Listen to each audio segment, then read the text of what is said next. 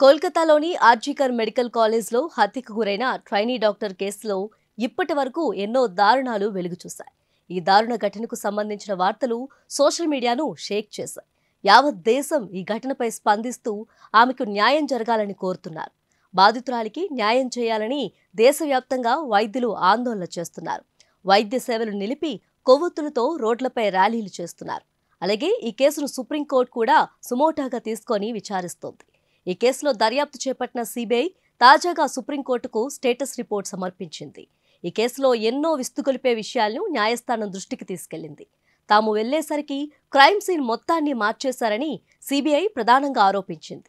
ఇదే కేసులో బెంగాల్ ప్రభుత్వం కూడా దర్యాప్తు రిపోర్టు న్యాయస్థానానికి సమర్పించినట్లు సమాచారం. రేప్, మర్డర్ కేసు కప్పిపుచ్చే ప్రయత్నం చేశారని సిబిఐ తన రిపోర్టులో తెలిపింది. తల్లిదండ్రులను సైతం తప్పుదారి పట్టించారని చెప్పింది.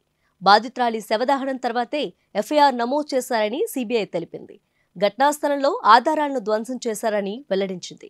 కోల్కతా ట్రైనీ డాక్టర్ హత్యాచార ఘటనపై సిబిఐ స్టేటస్ కో రిపోర్టును కోర్టుకు సొలిసిటర్ జనరల్ తుషార్ మెహత్ అందించారు. సిజిఐ డివై చంద్రచూడ్ ధర్మాసనం సిబిఐ రిపోర్టును పరిశీలించింది.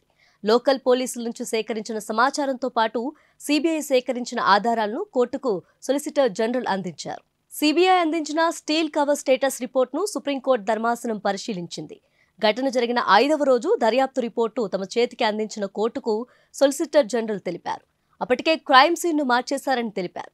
అయితే ప్రతి ఒక్కటి వీడియోగ్రఫీ జరిగిందని బెంగాల్ ప్రభుత్వం తరపున కపిల్ సిబల్ తెలిపారు. మృతదేహానికి అంత్యక్రియలు జరిగిన తర్వాత ఎఫ్ఐఆర్ నమోదు చేశారని సొలిసిటర్ జనరల్ తెలిపారు. సీనియర్ డాక్టర్లు, సహచరులు ఒత్తిడి చేయడంతోనే వీడియోగ్రఫీ చేశారన్నారు. అంటే అక్కడ కవరప్ ఏదో జరుగుతుందని వారంతా భావించారని సిబిఐ తెలిపింది.